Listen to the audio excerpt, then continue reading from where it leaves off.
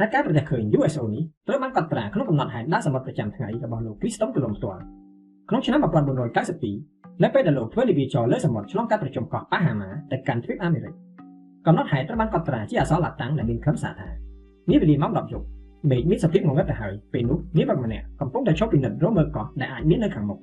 បំពេញនោះលោក Christophe Colomb បានប្រើកែវឆ្លងរបស់គាត់ពិនិត្យមើលទៅទីឆ្ងាយនិងបានប្រទះឃើញដុំពន្លឺចម្លែកភ្លឺរន្ទាលលុបចុះឡើងនៅលើផ្ទៃទឹកអ្នកនៅលើកប៉ាល់សុទ្ធតែបានឃើញគ្រប់គ្នាដំបូងគេគិតថាវាប្រហែលជាភ្លើងអត់បំភ្លឺរបស់អ្នកស្រុកនៅលើកោះតែក្រោយមកពួកគេបានចំណាយពេល4ម៉ោងទៅដល់កោះមួយដែលត្រូវនឹងប្រជុំកោះ Grenada តែទោះបីយ៉ាងណាប្រជាជននៅលើកោះនេះពេលនោះគឺរស់នៅបែបជនជាតិដើមដែលមានសភាពអន់ថយខ្លាំងហើយក៏មិនមានឧបករណ៍ដែលអាចបញ្ចេញពន្លឺបានខ្លាំងយ៉ាងនេះដែរ